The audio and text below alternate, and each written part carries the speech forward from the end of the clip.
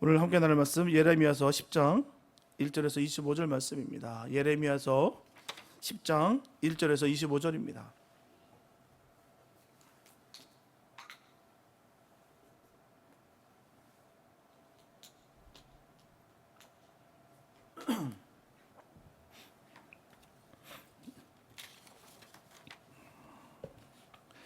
예레미야서 10장 1절에서 25절 말씀입니다. 주님의 귀한 말씀 봉독해 올립니다.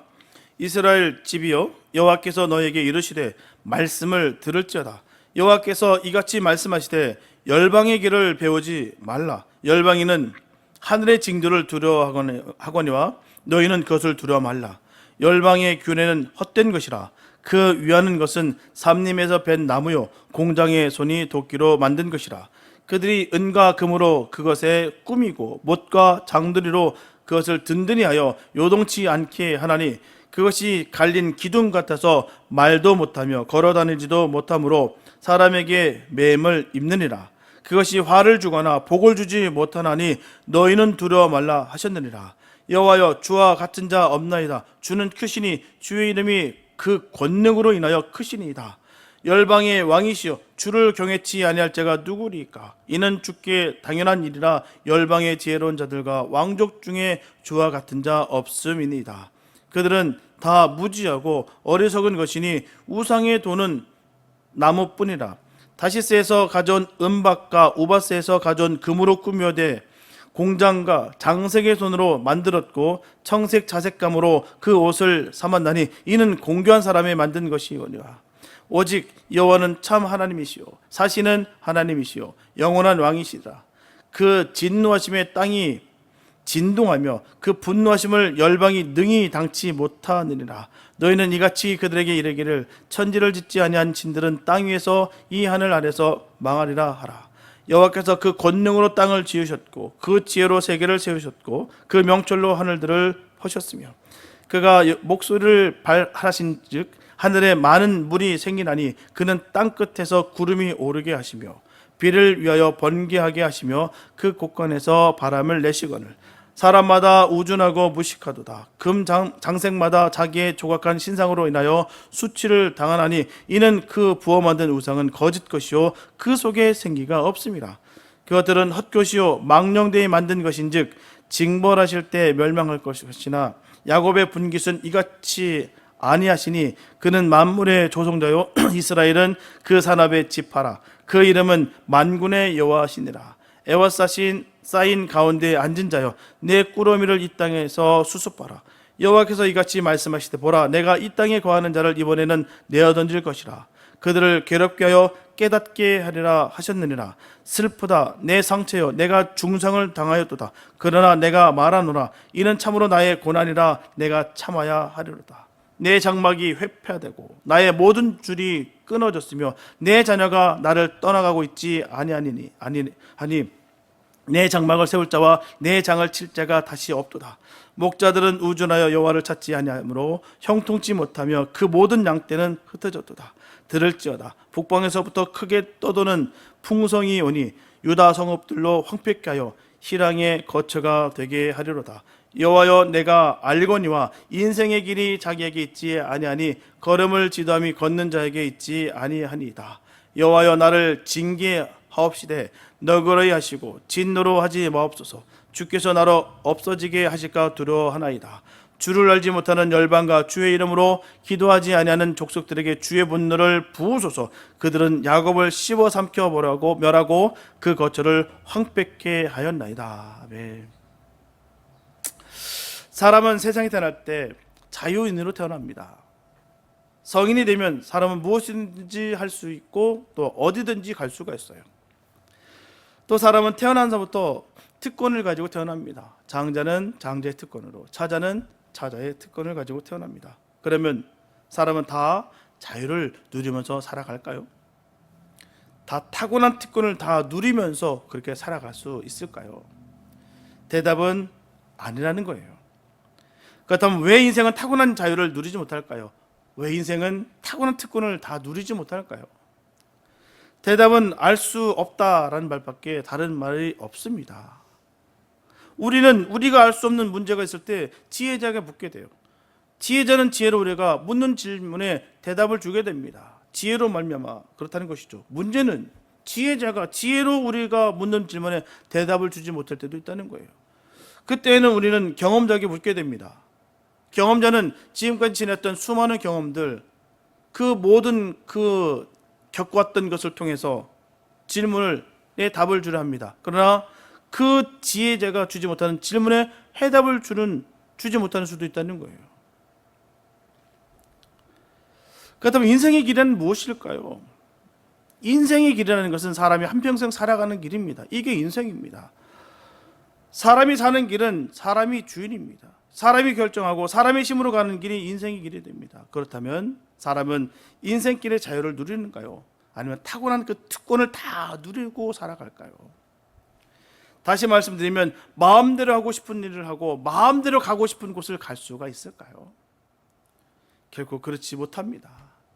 인생은 자기 마음대로 원하는 것을 할 수가 있는 것이 아니에요. 자기 마음대로 가고 싶은 곳을 갈 수가 없습니다. 사실 인생의 걸음을 걷는 사람은 자신에게 선택권과 결정권이 없어요. 이를테면요, 인생은 끌려가는 트레일러와 같다는 거예요. 분명하게 트레일러는요, 끌고 가는 엔진이 없습니다. 자기 스스로는 움직일 수가 없어요. 엔진이 없기 때문에 그냥 가는 대로 끌려갈 뿐이라는 거예요. 이 사람 조금이라도 인생을 살아본 사람은 인생에 대해서 다 그렇게 말을 합니다. 그런데도 불구하고 우리는 인생에 대한 정답을 알고 살아야 된다는 거예요. 그렇지 못하고 인생을 살다가는 마지막에 가서 실패와 실망에 절망에 빠지고 만다는 것입니다. 또 인생에 대한 확실한 의미와 방향을 알고 인생을 살아야 된다는 것이죠. 그렇지 못하면 인생을 살며 매일의 생활의 기쁨과 즐거움을 모르고 살게 된다는 거예요. 내가 왜 사는지도, 내가 무엇을 뜻하는지도 그 의미도 찾지 못하고 그냥 그럭저럭 살아간다는 것입니다. 그렇다면 인생의 길은 어떤 길인가요? 인생의 길은 걸음을 걷는 사람 자기 자신에게 있지 않아요. 인생의 길은 바로 걸음을 지도하시는 사람이 있습니다. 그래서 인생의 길은 걸음을 지도하는 사람이 지도하는 대로 걸어야 하는 것이 인생의 길이다라고 말한 그런 사람이 있습니다. 바로 그 사람이 예레미야 선지자예요. 오늘 말씀을 통해 예레미야 선지자는 어떤 인생의 길을 걸었나를 살펴보면서 그가 인생의 길에 대해서 인생의 길은 걸음을 걷는 사람 자신에게 있지 않냐고 걸음을 지도하는 사람에게 있다고 하는 그 말한 이유가 어디 있었는가를 우리가 이 시간 깊게 생각해 보면서 은혜의 말씀을 나눌까 합니다. 예레미야 선지자는 hil기야의 아들이었어요. hil기야는 베냐민 땅 바로 아나돗이라는 곳에 사는 제사자 중에 한 사람이었습니다. 아나돗은 예루살렘에서 북쪽으로 한 5마일 떨어진 곳입니다. 지금 아나타라는 곳이에요. 예레미야 선지자의 아버지인 바로 이 hil기야는 대제사장은 아닌 것 같습니다. 일반적으로 대제사장은 예루살렘 성 안에 삽니다. 예레미야 선지자가 예루살렘에서 멀리 떨어진 이 아나돗에서 산 것을 보아서 예레미야 선지자의 아버지는 바로 대제사장이 아니라는 것을 우리가 알 수가 있어요. 비록 예레미야 선지자의 아버지가 대제사장은 아닐지라도 예레미야 선지자는 그의 아버지의 직임을 물려받는 제사장은 될 수가 있었습니다. 그런데 예레미야 선지자는 제사장은 되지 않았고 선지자가 되었어요. 예레미야 선지자가 부름을 받았을 때는 그의 나이 20살에서 25살 정도로 우리가 추정해 볼 수가 있습니다. 예레미야 선지자로 부름을 받을 때 그는 하나님께 이렇게 말하고 있어요.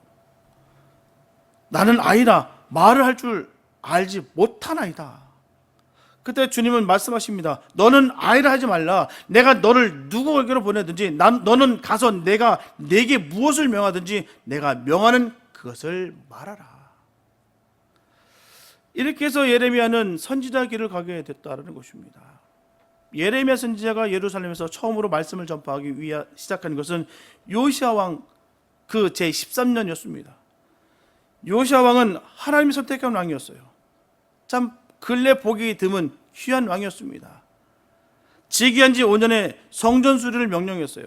제사장들이 성전을 수리하다가 율법책을 발견하게 됩니다. 요시야 왕은 그 율법책을 기록한 말씀을 읽고 나서 옷을 찢으며 회개했어요. 그리고 유다와 예루살렘에 있는 모든 백성들에게 그 율법의 말씀을 선포했습니다. 예레미야 선지자는 그 요시야 왕의 종교개혁의 운동에 앞장을 서게 됐다는 것이죠. 부편관리, 타락한 제사장, 거짓 선지자들에게 회개하고 여호와께로 제발 좀 돌아라고 외쳤습니다. 여호와께로 돌아오지 않으면 한 나라가 멀리서 쳐들어온다라고 그는 경고했습니다. 그리고 재앙이 북방에 일어나 이 땅을 덮으리라고 그는 경고했다는 거예요. 예레미야 선지자는 성문에서 외치고 성전에서 외치고 또한 예루살렘 거리에서 목이 터져라 외쳤습니다. 근데 안타깝게도 백성들은 그 말을 듣지 않고 회개치 않았다는 거예요. 마침내 요시야 왕은 비명에 죽고요. 그 아들 바로 여호와김 제4년에 드디어 바벨론 왕 느부갓네살이 와서 예루살렘을 포위합니다. 느부갓네살 왕은 성전의 모든 기명을 약탈하고 다니엘을 비롯한 유다인을 포로로 끌려갔어요. 그때 예레미야 선지자는 이스라엘은 바벨론의 포로로 잡혀가라, 거기서 70년이 지난 후에 자유케 돼서 자기의 땅으로 돌아오리라, 이것이 바로 여호와의 말씀이니라, 이렇게 예언합니다. 하지만 그 말은 유대인들의 귀에는 들려지지가 않은 거예요. 거슬립니다. 바벨론의 앞잡이 아부하는 소리로밖에 들리지 않는 거예요.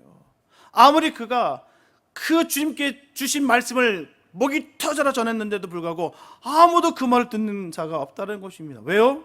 당시 유다인들은 오만과 과신으로 말미암아 예레미야 선지자 소리가 그렇게 들리지 않는 거예요. 바로 배신자다, 저는 하나님을 능멸하는 자다, 그렇게밖에 들려지지 않는 거예요. 왜요? 그들은 그렇게 믿고 왔다라는 것이죠. 왜요? 하나님은 절대 지시지 않는다, 만군의 여호와 되시며 유일한 신이시다, 틀린 말이 아닙니다. 또한 자신들은 선민이기 때문에 우리는 하나님을 지지하지 않기 때문에 우리는 절대로 질 수 없다, 이런 마음을 가지고 있었다는 것이죠. 자신들의 죄는 전혀 보이지가 않는 거예요. 자기들이 주님을 배신했다는 것은 전혀 보이지가 않아요. 그냥 단순히 나는 선민이다, 난 하나님의 자녀다, 그 믿음만, 아니 그 신념만 가지고 있었다는 것이죠. 그 신념 때문에 아무리 예레미야 선지자가 주님의 말씀을 받아서 던지는 메시지인데도 불구하고 그 말이 전혀 그 마음속에 감동도 오지 않냐고 전혀 그 귀에 들려지지가 않다는 거예요.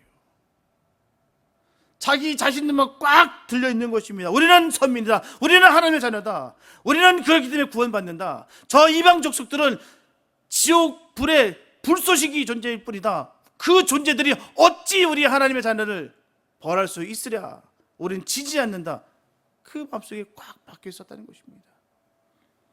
문제는요, 그 말이 틀린 말이 아닙니다. 그러나 증거된 삶이 없다는 거예요. 하나님의 자녀란 증거가 없다라는 거예요. 오늘도 마찬가지입니다. 난 주님을 믿는다, 예수 믿는다라고 하면서도 불구하고 예수 믿는 증거가 없다는 거예요.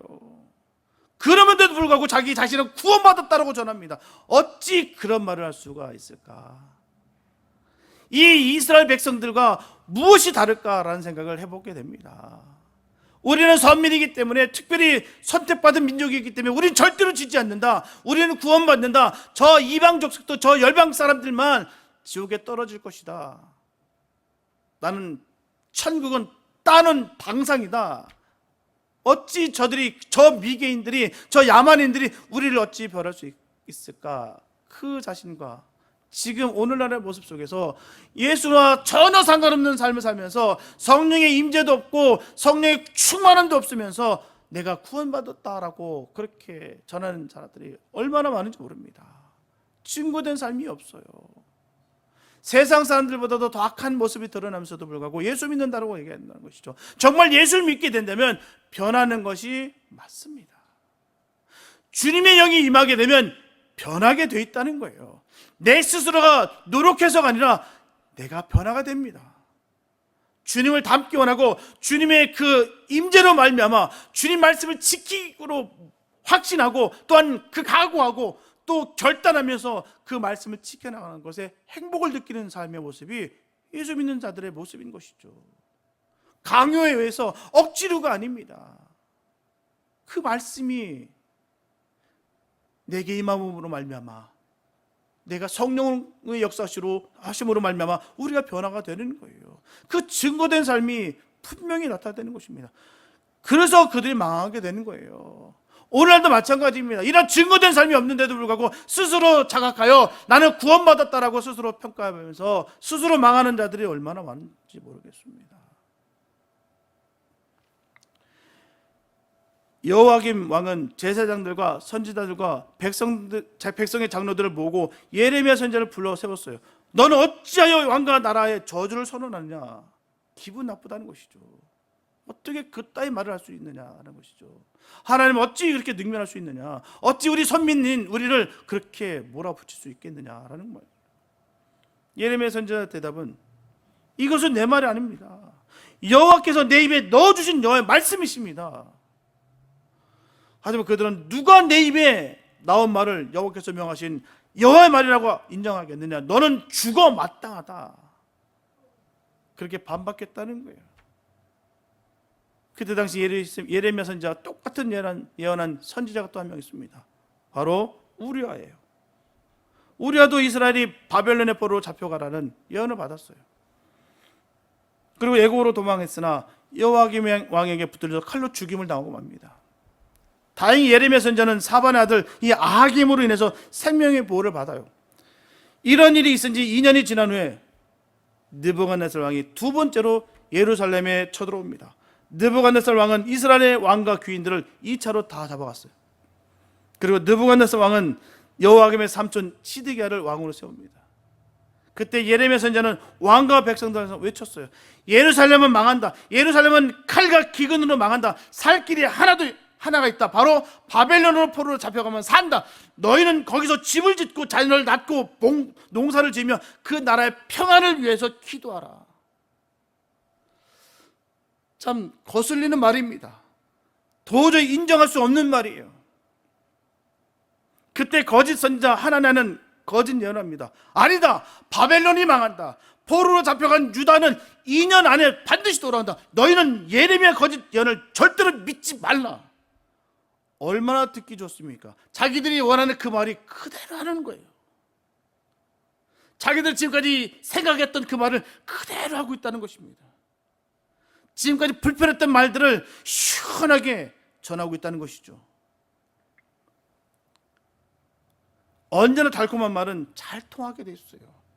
사람은요 그렇습니다. 누구나 그래요. 듣고 싶은 말을 들어요. 안타까운 것은 그렇습니다. 어른들은 더 그래요. 남의 말 안 들어요. 그래서 늘 예전에 제가 우리 교구 어른들, 우리 권사님들 모실 때 말을 일일이 다 해줬어요. 10분이면 10분 다 얘기해 줬어요. 왜냐고요? 얘기해도 못 들어요. 꼭 집어서 권사님 아셨죠? 라고 할 때, 들었을 때 그때 인정합니다. 그때 말씀드렸잖아요.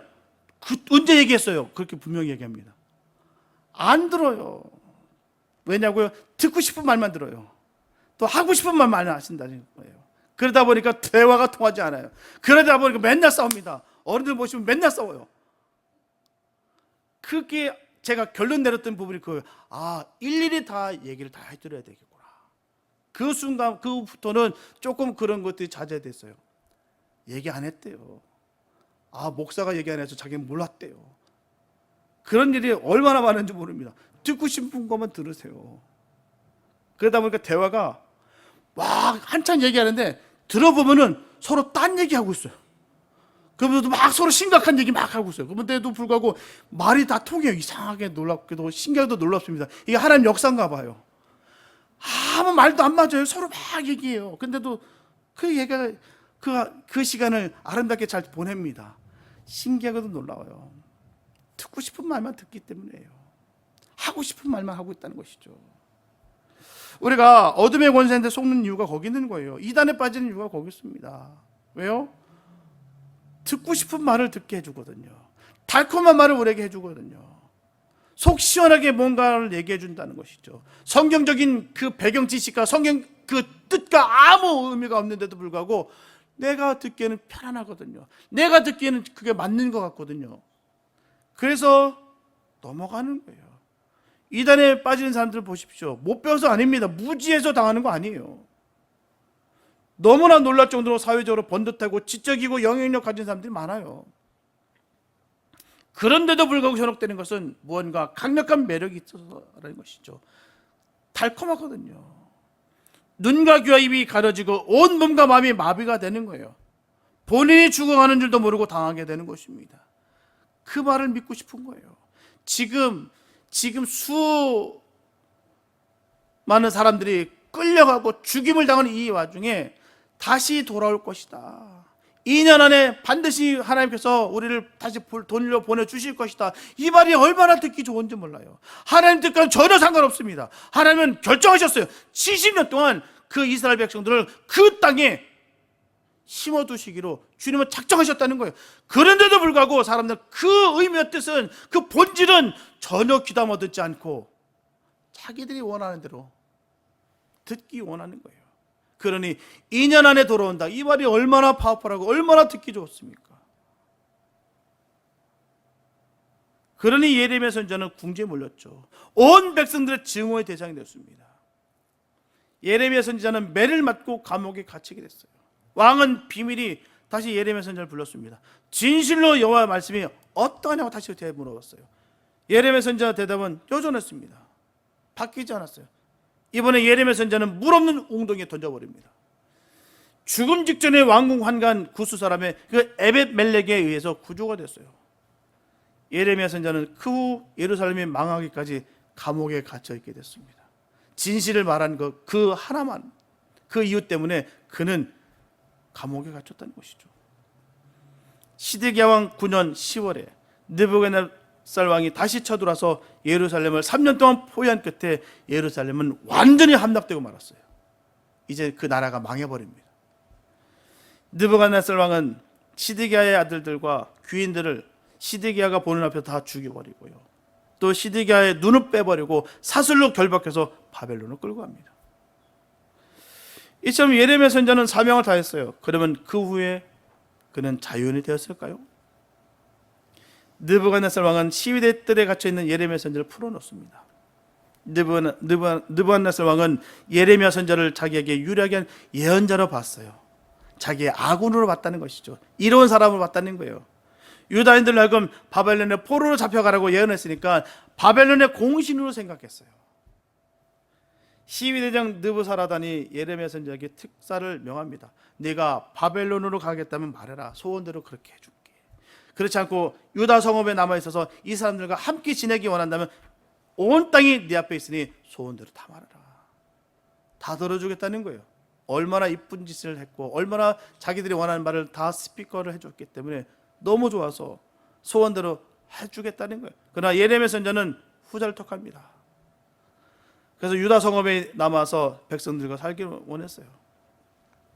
그러면 그렇게 해서 유다에 남은 백성들과 함께 평안하게 잘 지냈을까요? 평안하지 못했습니다.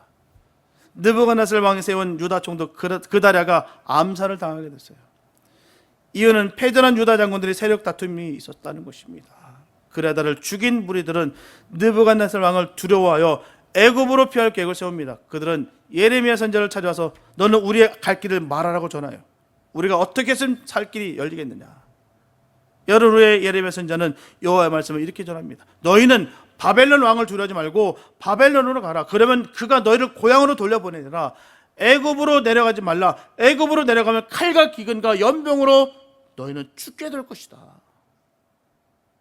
분명히 똑똑히 전합니다. 주님께서 약속하신 바를 그대로 전해요. 하지만 이 아사랴와 요하나니 예레미야 선지자 말을 듣지 않습니다. 그가 듣고자 하는 말은 애굽으로 가기로 결정된 거예요. 애굽으로 가야 되는데 좀 내 귀에 달콤한 말을 달라는 거예요.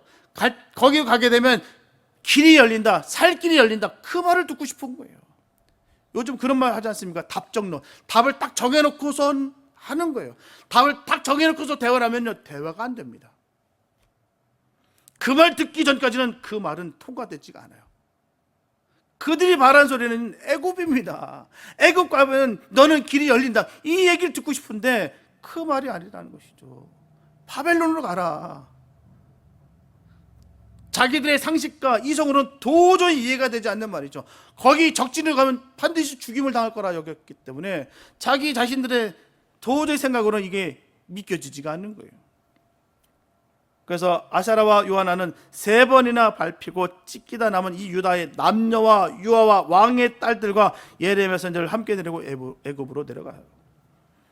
애굽 땅 다마네스에서 예레미야 선지자는 예언을 하게 됩니다. 느부갓네살 왕이 애굽을 쳐들어올 것이다. 그가 와서 애굽 신들을 불사르고 칼로 사람을 죽이고 사로잡아 가리라 예언합니다.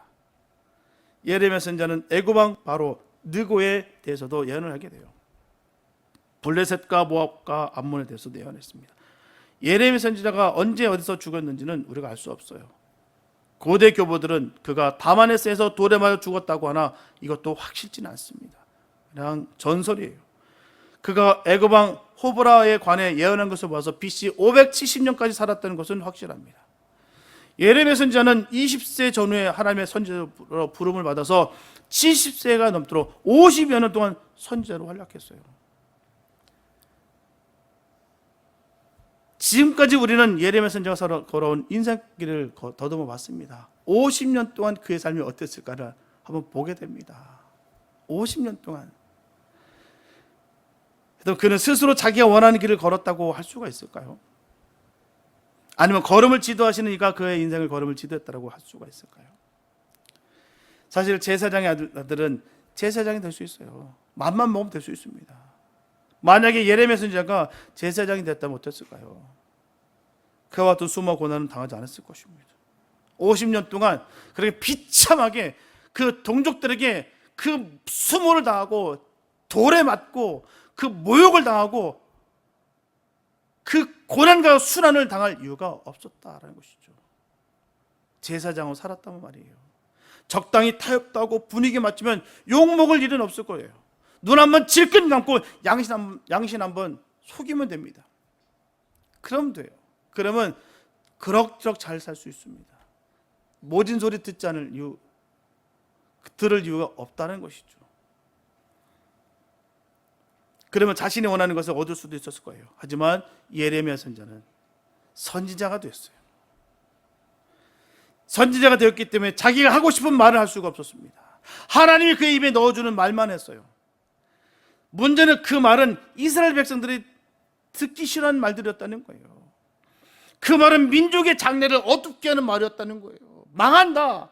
바벨론이 와서 싹 쓸어갈 것이다. 죽임을 당할 것이다. 그러니 우리는 빨리 포로가 돼서 그 땅에서 70년 동안 살아야 된다. 그리고 그 땅이 잘 될 수 있도록 복 내려달라고 기도해야 된다. 이 말이 가당치나 않은 말입니까? 그들 귀에 들릴 수 있는 말이라는 것이죠. 아니 예레미야라고 해서 그 말을 하기가 좋았겠느냐는 것이죠. 주님께서 말씀을 주시는데 그 입에 그 말씀을 주시는데 안 할 수가 없다는 것이죠. 선지자인데요. 그 말 때문에 그가 어떻게 됩니까? 감옥에도 갇히고 물 없는 구덩이에 던져져서 또한 원치 않는 곳으로 끌려갔다는 것입니다. 그렇지만 예레미야 선지자 예언대로 유다는 다 망했어요. 그는 자기 민족이 살 길은 바벨론으로 포로되는 길이다라고 말합니다. 그러면서 그 자신은 바벨론으로 잡혀가길 원치 않았어요.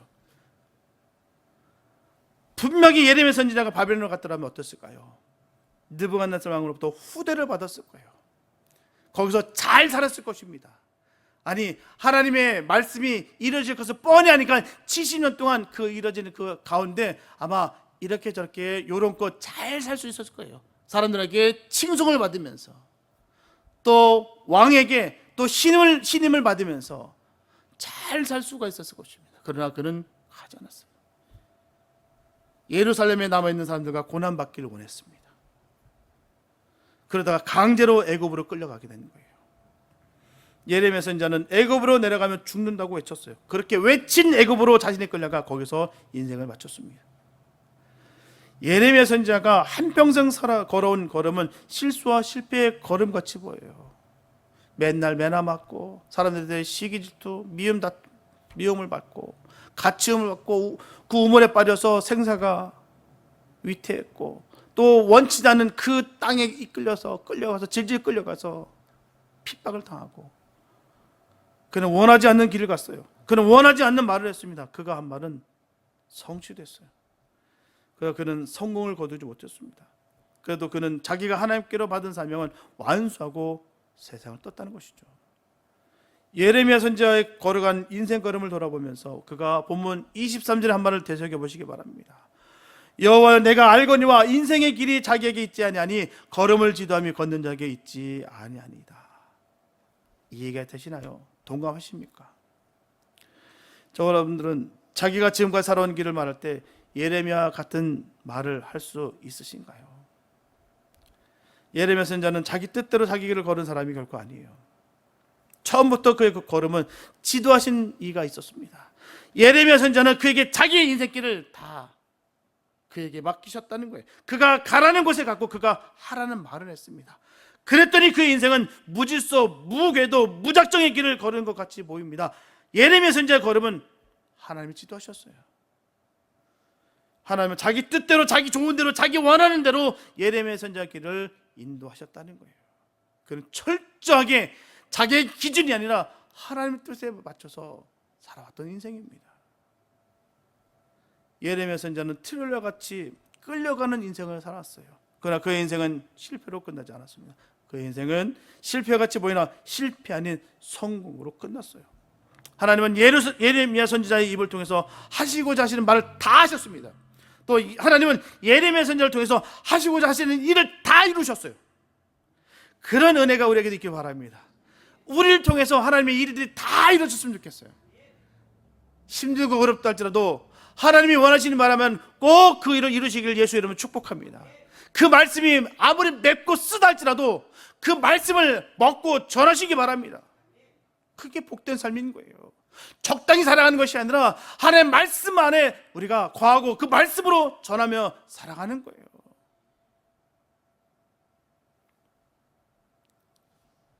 이스라엘의 선지자 중에 예레미야 선지자처럼 인생길에 교훈과 격려를 주는 선지자는 다시 없을 것입니다. 내 인생의 길은 내가 선택하고 내가 결정하고 내 힘으로 간다고 생각하는 사람은 길을 잘못 가기 쉬워요. 막다른 골목에 갇히기 쉽습니다. 내가 가야 할 길은 길을 가는 내 자신보다 더 잘 아시는 이가 있으십니다. 그분이 바로 우리 주님 되시는 거예요. 우리 주님이 우리의 길을 다 아십니다. 우리보다 더 명석하시고 더 명철하시고 더 크시다는 거예요. 우리는 주님께서 허락하신 그 길을 가기만 하면 됩니다. 하나님에게 내 인생의 길을 맡기면 하나님이 원하는 대로 가장 안전한 길로, 그가 기뻐하는 길로 반드시 인도하십니다. 비록 그 길로 가다가 수렁에 빠질 수도 있습니다. 간혹 험산 줄령을 넘어야 할 때도 있어요. 그러나 그 길이 가장 빠른 길이요 가장 옳은 길이라는 것을 우리 분명히 알아야 될 줄 믿습니다. 우리가 가는 길을 하나님께 맡기시기 바랍니다. 주님이 인도하시는 대로 따라가시기 바랍니다. 예를 들어서 수영을 배우려 하는 사람이, 수영을 가르치는 사람이 하라는 대로 해야지 수영을 배울 수 있는 것처럼 인생의 길은 하나님께 맡기고 예수님만 따라가들 줄 믿습니다. 주님께서 이끄신 대로 가는 거예요. 내 뜻대로, 내가 원하는 대로, 내가 하고 싶은 말을 내가 이루고자 하는 뜻을 이루는 것이 아니라 하나님께서 원하신 바가 무엇이며 하나님께서 나에게 주신 말씀을 받고 선포하고 전하는 것이 복된 삶일 줄 믿습니다. 사랑하는 여러분, 여러분들이 임해온 것은 여러분들 자신의 결정이신가요? 여러분들이 지금 다니고 있는 직장 여러분들이 자신이 선택한 것입니까? 여러분들이 지금 경영하고 있는 모든 것들 다 경영 뜻대로 되어지고 계십니까? 그렇다면 내일 여러분들이 하려는 일, 내일 여러분들이 나아갈 길에 자신이 있으신가요? 자신이 없으면 오늘까지 여러분들이 걸은 걸음은 여러분들 자신이 걸은 것이 아니고요, 걸음을 지도하시는 그 하나님의 손에 이끌려 오늘까지 걸었다는 것을 인정하시기 바랍니다. 지금까지 우리 주님께서 이끌어 주셨다는 거예요. 내가 이 길을 걸을 줄 몰랐는데, 내가 이 직업을 선택할 줄 몰랐는데, 내가 이 길을 걷고 있다는 것은 주님께서 우리에게 이 길을 허락하시고 이끌어 주셨다는 것입니다. 여러분들 앞길을 하나님 손에 꼭 맡기시기 바랍니다. 하나님께서 선하게 인도하실 거예요. 그리고 여러분들 중에 나는 인생길을 잘못 들었다라고 생각하는 분이 계신가요? 결혼을 잘못했다, 이민을 잘못했다, 직업을 잘못 선택했다, 지다 등등 잘못 선택한 것이 아니에요. 하나님이 지도하는 길은 실패 같으나 성공입니다. 실수 같으나 정도라는 것을 알게 될 거예요. 예레미야 선지자는 걸어온 인생길을 꼭 보시기 바랍니다. 실수, 실패, 무작정, 무질서 같았으나 그는 어떤 사람보다도 아름답고 보람찬 인생을 살았다는 거예요. 그는 하늘의 밀이 땅에 떨어져 많은 열매를 맺은 그런 인생을 살았다는 것입니다. 이사야서 55장 8절과 9절에 하나님께서 분명 말씀하십니다. 내 생각은 너희 생각과 다르며 내 길은 너희 길과 달라서 하늘이 땅보다 높음같이 내 길은 너희 길보다 높으며 내 생각은 너희 생각보다 높으리나. 우리 주님과 비교하지 마시고 우리 주님과 싸우지 마시기 바랍니다. 하나님의 말씀에 거역하지 마시기 바랍니다. 그 말씀이 사는 말씀이에요. 그 말씀이 생명의 길입니다. 주님이 허락하신 그 길 걷기 바랍니다. 그 길이 아무리 협착하고 좁은 길일지라도 주님과 함께는 그 길이 가장 복된 길이고 가장 행복한 일이에요. 그래서 인생의 길은 걸음을 걷는 사람에게 있지 않냐고 걸음을 지도하시는 하나님에게 있다는 것을 늘 확신하시고 우리 각자의 자신의 길을 하나님 손에 온전히 맡기고 하나님의 뜻을 따라서 하나님의 나라의 권세에 충성하는 복된 성도들이 다 될 수 있게 되시기를 예수님의 이름으로 축원합니다. 기도합니다. 사랑해 주님 감사합니다. 아버지, 우리가 똑똑하고 지혜로워서 지금까지 잘 살아왔는 것 같았는데 지도하시는 이가 따로 있었습니다. 바로 그 주님이 우리를 인도하였습니다.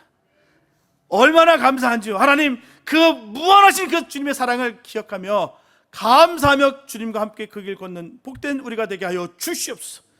그 말씀이 아무리 맵고 아무리 쓰다 할지라도 그 말씀을 온전히 먹어 그 말씀을 선포하고 살아갈 수 있는 믿음의 사람들 되게 하여 주시옵소서. 시대가 너무 악한 것으로 믿음을 볼 수 없는 이 시대를 살아가고 있습니다. 하나님, 믿음의 사람들 되기 원합니다.